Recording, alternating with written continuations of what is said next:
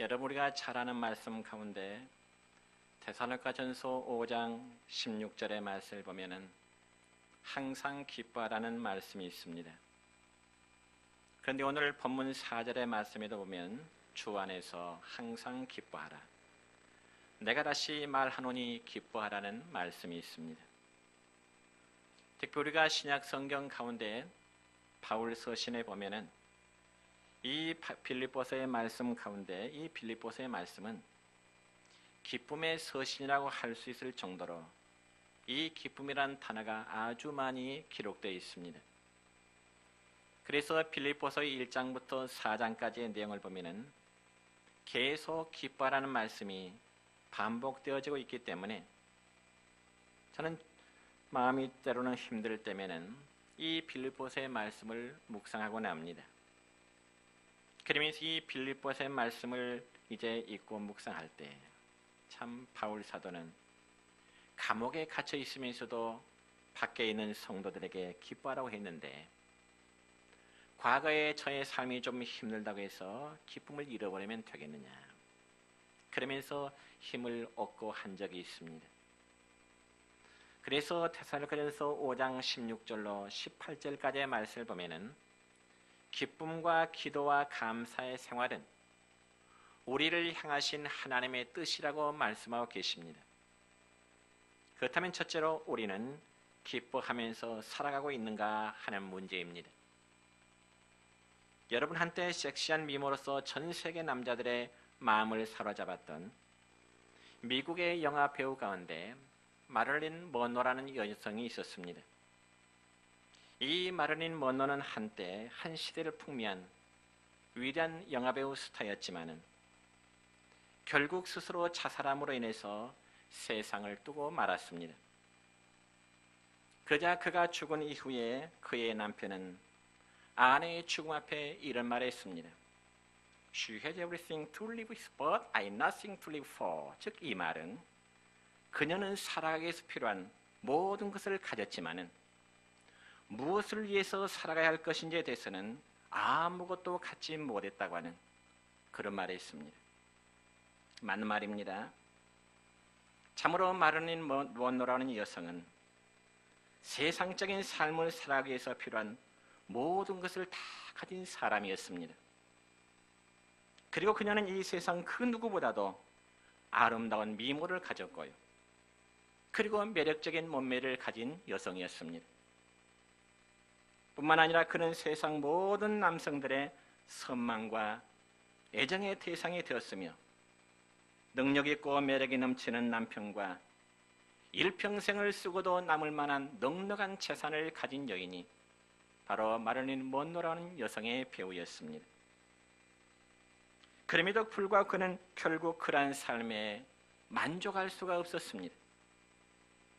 그래서 그는 3번의 결혼과 이혼을 거듭하면서 정신적인 고통과 그리고 불면증으로 인해서 괴로움의 나날을 날마다 보내다가 결국 과다한 약물 복용으로 인해서 스스로 목숨을 끊고야 말았던 것입니다. 그러면 과연 무엇 때문일까요? 그것은 바로 그녀의 삶에는 분명한 삶의 목표점이 없었기 때문에 그렇습니다. 다시 말씀드려 자신이 어디서 와서 어디로 가는 줄을 모르기 때문에 그저 그때그때 하루하루의 삶을 재미를 추구하면서 살다 보니 어느새 그 세상적인 재미에도 실증을 느끼고 말았던 것입니다. 그러므로 마릴린 먼로의 삶은 모든 것을 풍성하게 누릴 수 있는 재미있는 삶이기는 했지만은 인생의 분명한 목표를 갖고 그 목표를 성취하면서 누릴 수 있는 참된 기쁨은 그녀의 마음속에 없었던 것입니다. 그래서 우리는 여기 재미와 기쁨이란 단어를 한번 생각해볼 필요성이 있을 것입니다. 여러분, 재미와 기쁨 얼핏 보기에 같은 말처럼 여겨지지요. 왜냐하면 재미가 있으면 기쁨도 있을 것이라고 하는 그런 생각을 하기 때문에 그렇습니다. 그러나 실제로는 재미와 기쁨에는 차이가 있는데 이 먼로라는 여성은 그 차이를 몰랐기 때문에 결국 자살하게 되는 것입니다. 사랑하는 성도 여러분이여, 재미라는 것은 감각적인 것이요 그리고 순간적인 것입니다. 그래서 선가와 목적과 동기와는 전혀 상관이 없이 얻을 수 있지만은, 그러나 기쁨이라는 것은 오직 선한 일에서 바른 목적과 동기를 가질 때야 참된 기쁨을 얻을 수가 있는 것입니다. 그래서 기쁨은 우리에게 유익하고 참으로 건설적인 것이지만은, 재미라고 하는 말은 많은 경우에 우리에게 해롭고 때로는 우리에게 파괴적인 것이 될 수도 있습니다. 여러분, 얼마 전에 뉴스를 보니까 길거리에 주차된 차량에 방화를 저지르고 그리고 펑크를 내고 도망갔던 사람이 경찰에 붙잡혔습니다. 그래서 기자가 그에게 묻기를, 왜 그런 범행을 저질렀습니까? 이처럼 기자가 그 청년에게 물을 때 그 청년의 대답은 너무나 황당했습니다. 뭐라고 한 줄 아십니까? 재미있잖아요. 그거 한마디였습니다. 남의 차에 방화를 저지르고 남의 차에 펑크를 내고 도망가는 그 사람이 재미있다는 겁니다. 그러니까 이 재미라고 하는 것은 선과 악의 개념을 떠나서도 얼마든지 존재할 수 있는 것이 바로 재미입니다. 그래서 이 재미라는 것은요, 사람의 마음속에 중독성이 있습니다. 그리고 재미만 추구하면 작은 재미로는 곧 실증을 나게 되고요, 더 커다란 재미를 갈구하게 되는 겁니다. 그러다 결국 재미만을 추구하는 자는 파멸에 이를 수밖에 없는 겁니다. 그렇지만 여러분이요, 기쁨은 다릅니다. 왜냐하면 이 기쁨에는 분명한 가치관이 있고 이 기쁨에는 분명한 목적이 있기 때문에 그렇습니다. 여러분이요, 과거 우리나라의 목숨까지 걸고 독립운동하는 사람들이 재미로 독립운동했을까요? 과거에 독립운동하던 사람들은 분명한 재미라는 것이 아니라 그들에게는 분명한 가치를 위해서 재미는 없어도 위험을 무릅쓰고 독립운동을 하게 된 것입니다. 그리고 그 일을 위해서 마지막 가오간 형장의 이슬로 사라질지라도 그 가치로 인해서 기쁨을 가졌던 것입니다.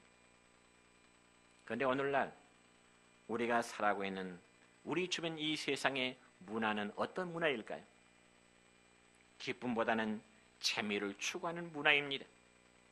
무엇이 선하고 무엇이 약한 것이거나 혹은 무엇이 유익하고 무엇이 내게 해로운 것이 문제가 아니라 그저 재미만 있으면 무엇이든지 누리러 가는 것이 일반적인 사람들의 마음입니다. 그런데 그와 같은 사회 현상이 교회와 신앙 안에도 종종 파고들고 있다고 하는 안타까운 사정입니다. 실정입니다. 그래서 여러분들이요, 교회도 재미가 있어야 가고 설교도 재미가 있어야 듣고 성경 공부도 재미가 있어야 된다고 그렇게 말하죠. 그러다 보니까 어느새 교회조차도 참된 진리를 가르치고 그 안에서 참된 기쁨을 누리려고 하기보다는 오직 성도를 재밌게 해주려는 데만 관심을 가르는 교회들이 많이 나타나고 있습니다. 마치 세상 사람들이 세상 문화의 재미를 느끼듯이 교회 안에서도 어떤 하나님을 통해서 주어지는 말씀의 기쁨보다는 그저 육신적인 재미 중심의 교회들이 많이 나타나고 있다는 겁니다. 그래서 찬양도 재미를 추구하다 보니까 세상적인 음악에다가 가사만을 갖다 붙여서 부르게 되고요. 물론 요즘 우리 교회는 참 그런 현상이 없지만은 요즘 젊은이들 가운데는 랩 찬양이 굉장히 인기가 있다고 합니다.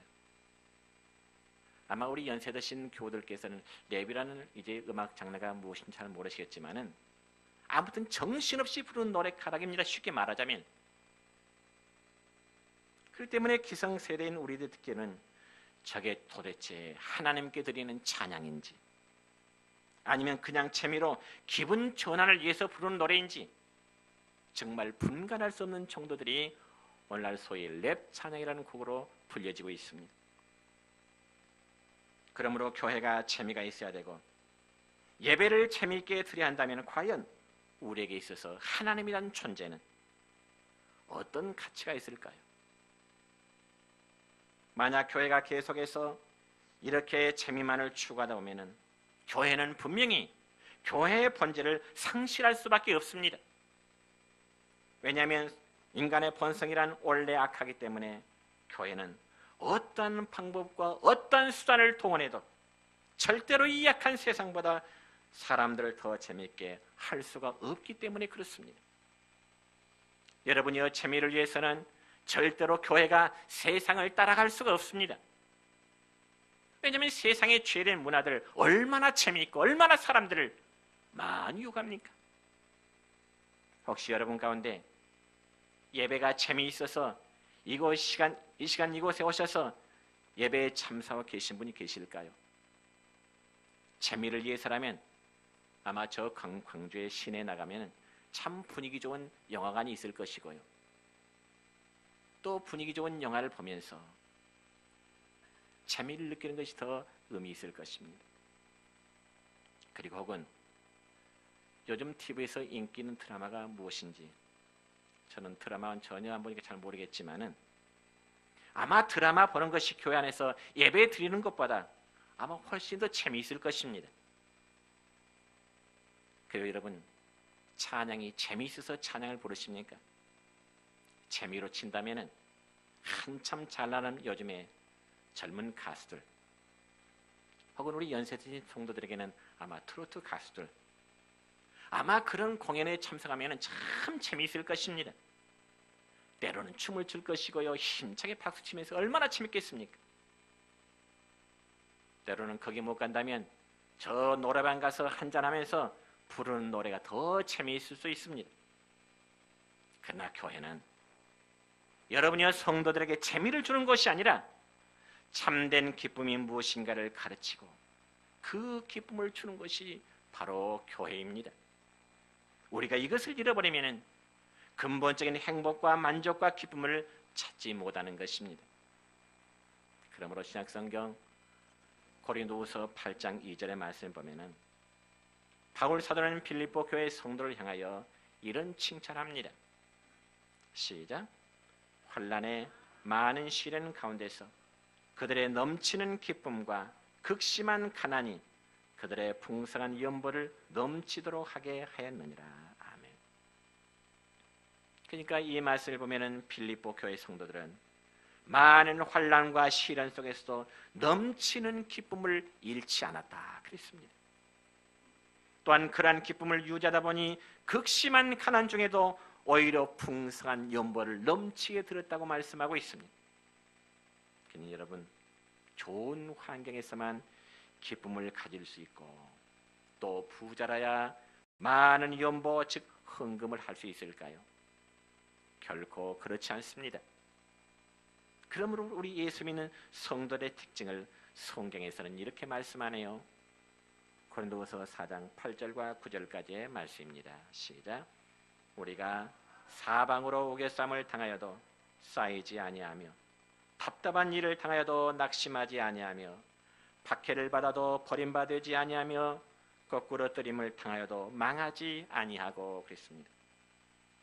그런데 여러분, 정말 우리들의 삶이 사방으로 우겨쌈을 당하고 정말 우리 앞이 보이지 않는다면 낙심해야 되지 않을까요?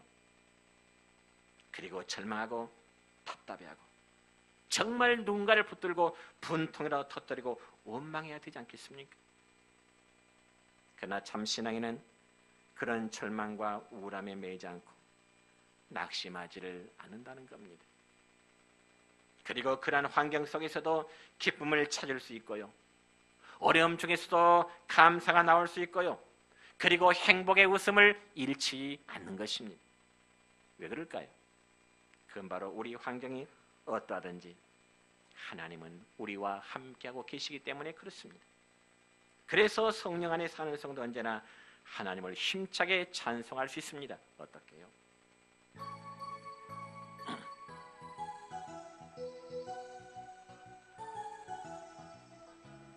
성령 받으라, 성령 받으라, 예수 내게 말씀하셔서 성령 받으라, 성령 받으라, 예수 내게 말씀하셔서 할렐루야 할렐루야 성령 받았네 나는 성령 받았네 할렐루야 성령 받았네 나는 성령 받았네 평안 있으라 평안 있으라 예수 내게 말씀하셔서 평안 있으라 평안 있으라 예수 내게 말씀하셔서 할렐루야 평안해졌네 나는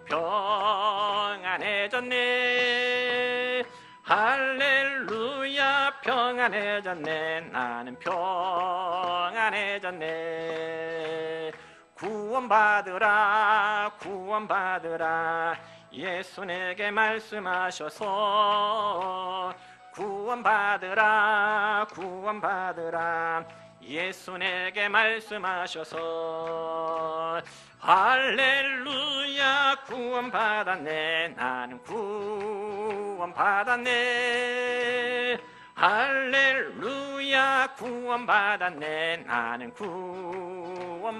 구원받았네 축복받으라 축복받으라 예수 내게 말씀하셔서 축복받으라 축복받으라 예수 내게 말씀하셔서 할렐루야 축복받았네 나는 축복받았네 할렐루야 축복받았네 나는 축복받았네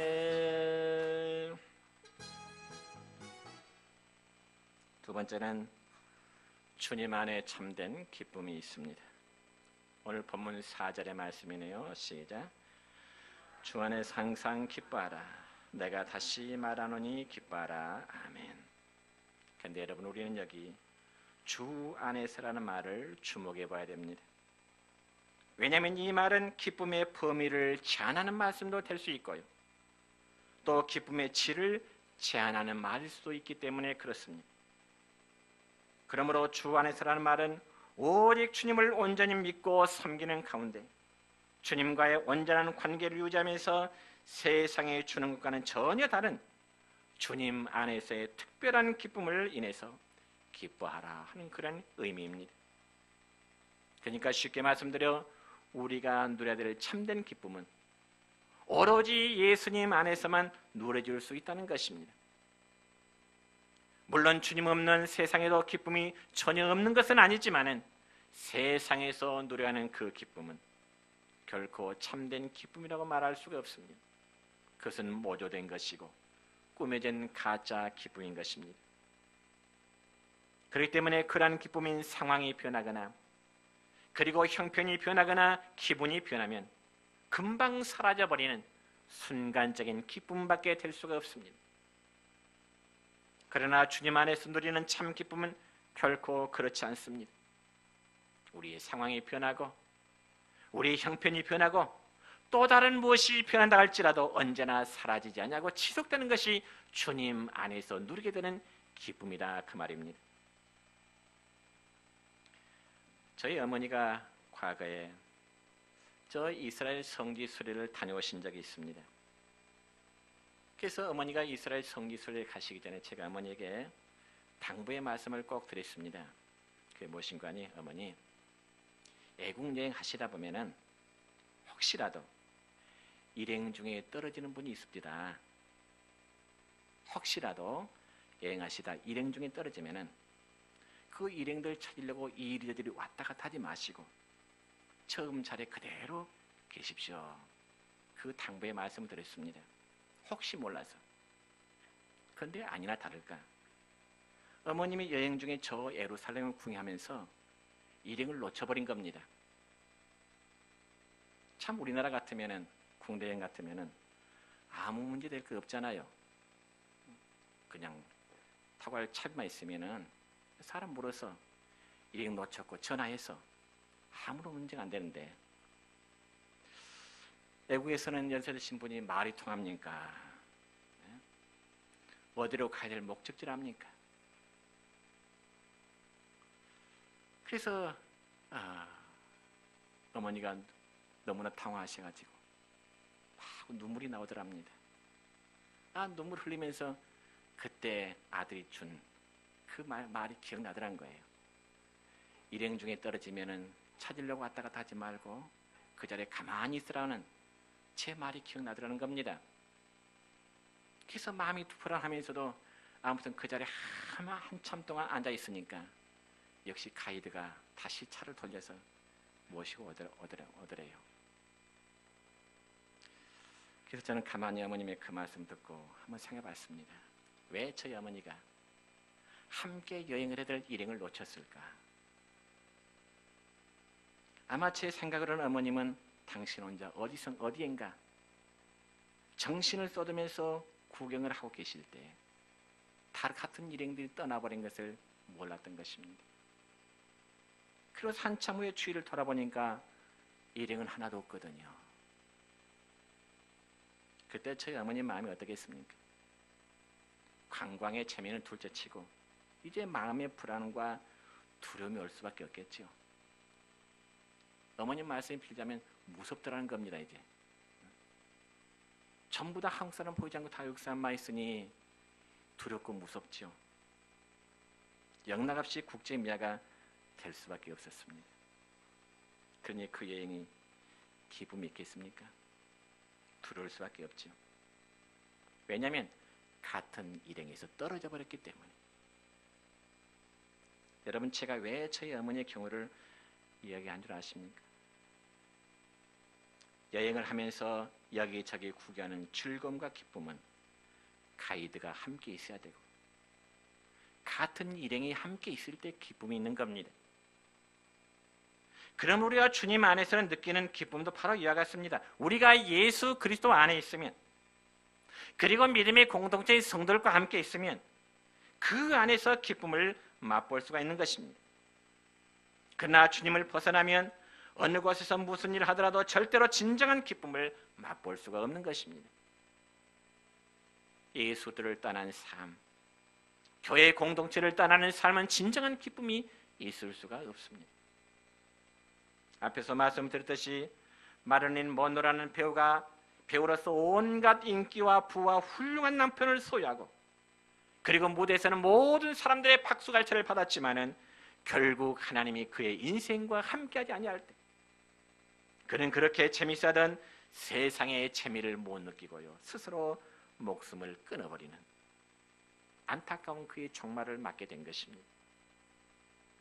여러분, 비록 가난할지라도, 그리고 남루한 옷을 입은 어머니라 할지라도 그 아이의 품에서 잠든 어린 아이의 모습을 상상해 보세요.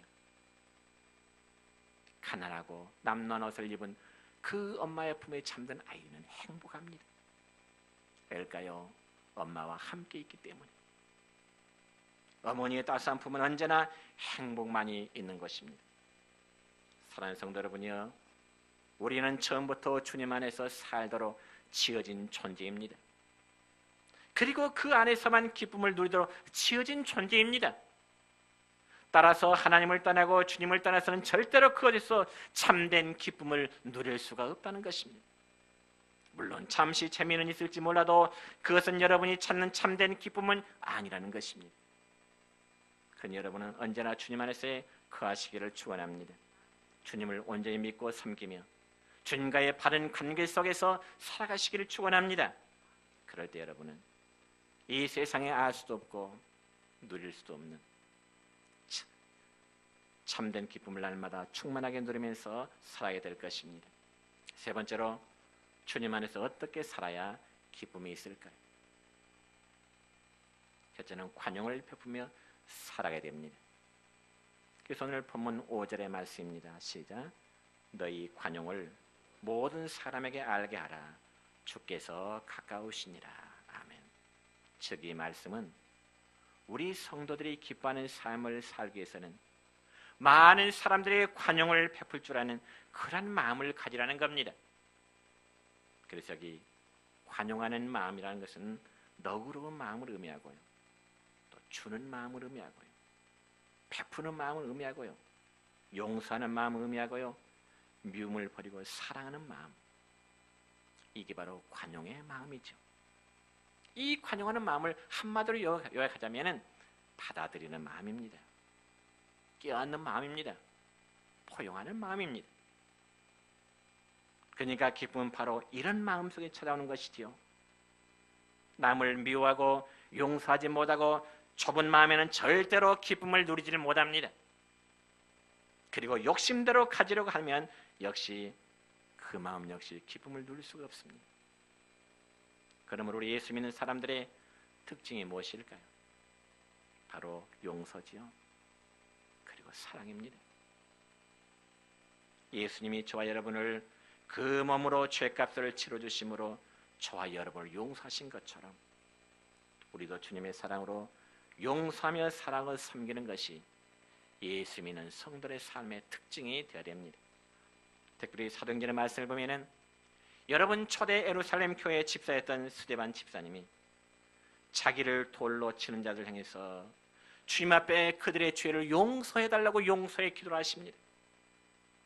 이처럼 스데반 집사님이 자기를 돌을 들어 던지는 그들에서 용서 기도할 때 성경에 보니까 그의 얼굴이 천사와 같았더라 그랬습니다. 용서하는 모습은 천사의 모습과 같더라는 겁니다. 그리고 예수님이 하나님 보좌 우편에서 서서 자신을 환영해 주고 자신을 기다리는 그 모습을 보았노라고 고백합니다. 이게 바로 참된 기쁨입니다. 그리고 두 번째로 주님 안에서 어떻게 살 것이냐, 믿고 기도하며 살아야 될 것을 말씀합니다.